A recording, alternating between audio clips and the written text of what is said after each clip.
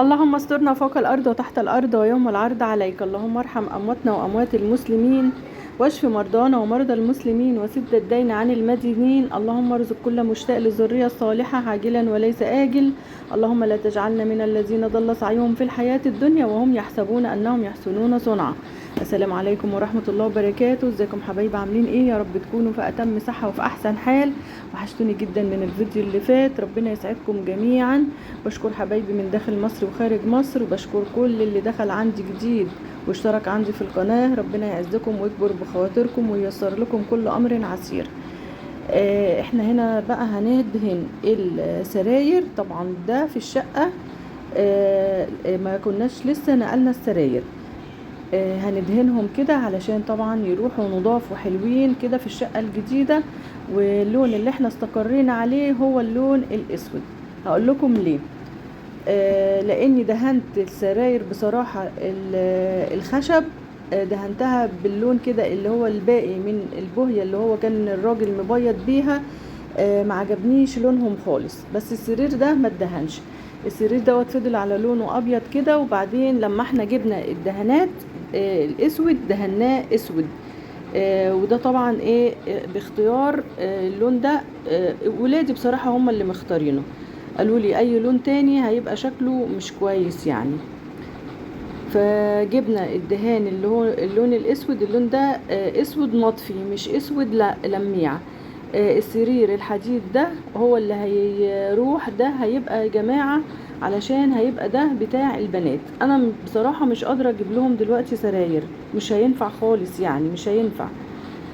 فقلت يتبيض والسراير تتبيض وهيبقوا حلوين وهتشوفوا برضو. بس خليكوا واحدة واحدة كده معايا وصلوا على النبي. اللهم صل وسلم على سيدنا محمد وعلى آله وصحبه وسلم تسليما كثيرا.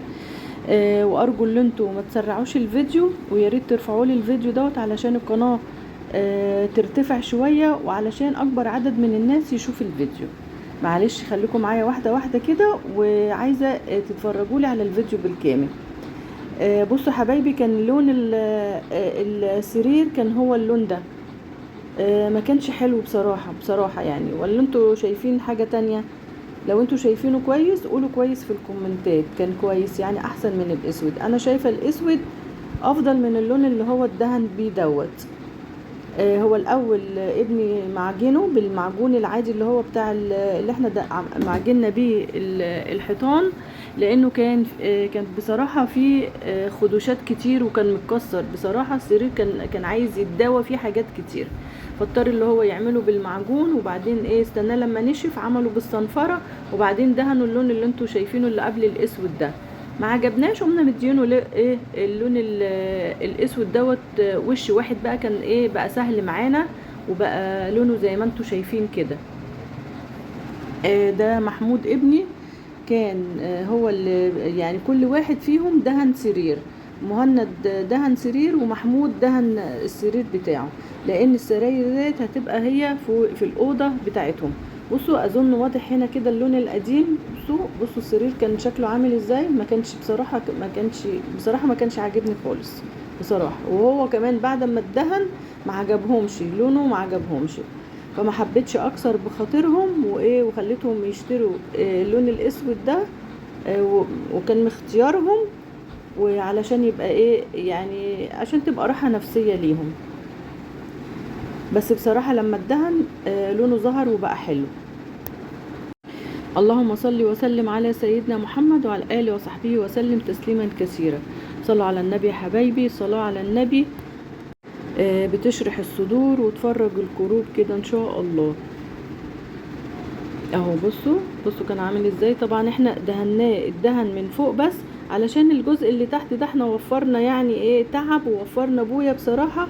قلنا كده الجزء اللي تحت ده مش هيبان خالص. عملنا الحتت بس اللي هي واضحة واللي هي ظاهرة وهتبان منها يعني الجزء اللي تحت ده هيتحط فيه المرتبة، مش هيبان خالص اظن اهو. وعلى فكرة احنا لما دهناه هو كان مدهون تحتيه اللي هو استرجي. لما دهناه بالبوية الحمد لله نشفت على طول وما لطختش وما لزقتش ولا اي حاجة. نشف على فكرة. دي معلومة كان والدهم بيقول لهم الاستورجي ده ما كانش الاستورجي مش هينفع عليه الزيت ومش هينشف. طلع الحمد لله كويس الحمد لله ونشف على طول. بصوا كان بيدهن وبينشف على طول ازاي اهو. يعني ما فيش اي مشكلة الحمد لله لما نحوله من استورجي للدهانات العادية الزيت وكده. هنا بقى كنت رحت في الشقة طبعا علشان اكنسها وامسحها. اديت الأوضة دي هتبقى أوضة الولاد. بصوا حبايبي انتوا كنتوا قلتولي قبل كده الأوضة المقفولة المفروض تبقى هي بتاعة البنات، والأوضة والأوضة اللي هي اللي على الصالة اللي بره بتاعة الولاد. معلش هما كان ليهم رأي تاني والله. البنات هما اللي كانوا عايزين الأوضة اللي هي مقفولة. تحس ان البنات ايه يعني ما بيتحبسوش في مكان على طول، وكلها محصلة بعضها يعني الحمد لله. كده كده مش بيجيلنا حد وربنا يسهل بقى بعدين اما نشوف هنعمل ايه. فاضطريت ان انا اخلي الاوضه ديت هتبقى فيها السريرين بتوع الولاد، الاوضه اللي هي فيها البلكونه. مسحتها مسحه كويسه طبعا، وكان الشباك بتاعها كان متوسخ جدا بصراحه. وبصوا البلكونه دي ما اتدهنتش. هقول لكم ليه بقى.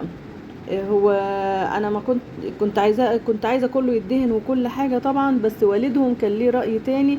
لا خلوا البلكونه مش مشكله يعني. هو كان بيقول للراجل اللي بيبيض كده خليها مش مشكله اللي احنا ندهنها. ما اعرفش والله، انا ما اعرفش قال له كده ليه، مع ان كان في بوهيه باقيه وكان يعني بوهيه للشيش وبوهيه للبلكونه من بره ما اتعملتش. فما اعرفش قال له كده ليه، انا مش عارفه يعني. كل واحد بقى ايه وليه عقليته. فانا ما رضيتش بصراحه اتكلم وما رضيتش ادخل في صراع ولا في ما فيش جهد اصلا لمشكله او اي حاجه. فاللي كان بيتقال كان بيتنفذ وخلاص. المهم اللي انا اخلص من اللي انا فيه، وكنت عايزه بصراحه الشقه تخلص بسرعه علشان كمان انا قدامي وقت. فربنا يسهل بقى كده هم يبقوا يعملوها. عشان كده البلكونه انا ما وردتها لكوش لغايه دلوقتي من بره. هم هيعملوها بقى يعملوها بالبويه اللي باقيه، ينظفوها ان شاء الله واحده واحده. مفيش حاجه بتيجي ايه كل مره واحده. هقول ايه، كل شيء اسمه نصيب. فمسكت بقى الألمونتال دوت. انا كنت عايزه انزله والله وافكه كده واغسله تحت الحنفيه بس ما لقيتش حد يفكهولي بصراحه. ما عرفوش يفكهولي ولادي. هو المفروض السلك ده بيتفك عادي، بس ما عرفتش بصراحه. بصوا السلك متاكل ازاي ومتهالك ازاي. فانا بعد شويه هغيره. بس دلوقتي انا عملت ايه علشان اقدر ايه افتح الشباك. كان عندي سلك كده في البيت القديم، قمت جبته وقمت حطيته. ومجرد ما انا ما حطيته كده السلك دخل في بعضه، السلك الجديد دخل في الشباك نفسه ومسك ولزق. فقلت الحمد لله بس خلاص خليه كده بقى ايه اللي هو بحيث اللي هو لو فار اي حشرة اي حاجة اللي هي ما تدخلش. طبعا مسحت الاوضة كويس جدا عشان خلاص بقى هننصب السراير، وهوريكم بقى شكلها عامل ازاي. لو وصلتوا معايا حلوين بقى لغايه هنا ما تنسونوش في اللايك بالله عليكم، علشان انا عايزه الفيديو دوت يوصل لاكبر عدد من الناس تشوف. اهو نصبنا السرير الاولاني. هما بصراحه ولادي كله كان بيساعد الحمد لله. الحمد لله ربنا يهدلنا ولادنا ويهدلنا ولادكم ويساعدونا كده دايما يا رب العالمين. طبعا هما فرحانين وكله فرحان وكله عايز يساعد بصراحه يعني. معرفش بقى السرير من النقل كانت المولى ما كانتش عايزه تدخل خالص. فابن جاب الشاكوش كده وقعد يدخلهم بالعافيه. مجرد ما واحده دخلت مولة يعني من المولل ديت دخلت بتزق كده وبتدق، حسيت السرير خد الوسع بتاعه وكله بقى يدخل عادي. اهو فرشنا بقى حطينا المراتب والحمد لله المراتب بدأت كنت منجداها طبعا معاكم وبدأت تبقى على قد السراير بالظبط. بصوا بقى يا حبايبي الملايات ديت كانت اللي جايه لي هديه من قطر. فتحس اللي هي الملايه مش زي ملاياتنا عاديه، لا الملايه نفسها بتدخل جوه المرتبه زي تلبيسه كده. فانا عملتها وبقى المنظر كان بالشكل ده. دخلنا بقى كده على اوضة البنات اللي هي على الصالة، كنستها برضو ومسحتها. والسرير هيتحط هنا، هو سرير واحد بس اللي هيتحط، السرير الحديد هو اللي هيتحط هنا. انا عايزاها كده تبقى علشان هنجيب مكتب لملك ان شاء الله في المدارس، نحط لها مكتب وكمبيوتر، علشان هي هتبقى في الاعدادية وهتبقى تاخد الدروس بتاعتها في البيت اللي هي اونلاين. مش هوديها دروس بره، البنات ملهمش اللي هم يخرجوا بره كتير في الدروس والكلام ده كله. هي كده كده ملهاش اعمال سنة في تالتة اعدادي ان شاء الله، فمش هتخرج من البيت، يعني دروسها هتبقى في البيت باذن الله تعالى ان شاء الله. ان شاء الله اضمن. وبصراحة اكبر دماغي، خليها ايه قدام عينيا كده تذاكر احسن، واشوفها بدل ما تضيع وقتها في المشاوير والدروس وتضيع الوقت وتضيع اليوم.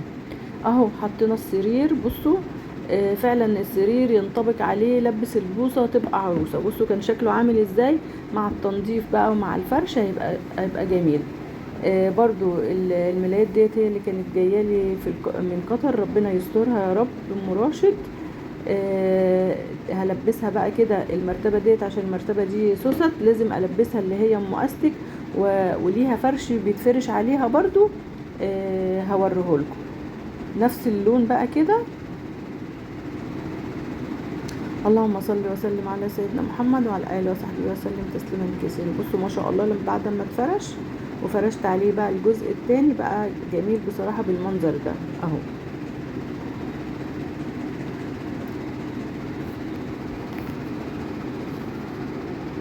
بس كده اهو بقى زي الفل. وطبعا اللطقم بتاعت السراير ديت الاكياس بتاعتها مش طويله كده زينا، مخداتهم مش طويله، لا مخداتهم صغيره، فانا حطيت اكياس مخدات من اللي عندي يعني. وده المكتب اللي ملك بنت ان شاء الله ان شاء الله ادعوا لها كده اللي هي تذاكر بقى كده وعشان الاعداديه، وربنا يهديها ويصلح لها حالها. وده كان منظر الاوضه. والسلام عليكم ورحمه الله وبركاته.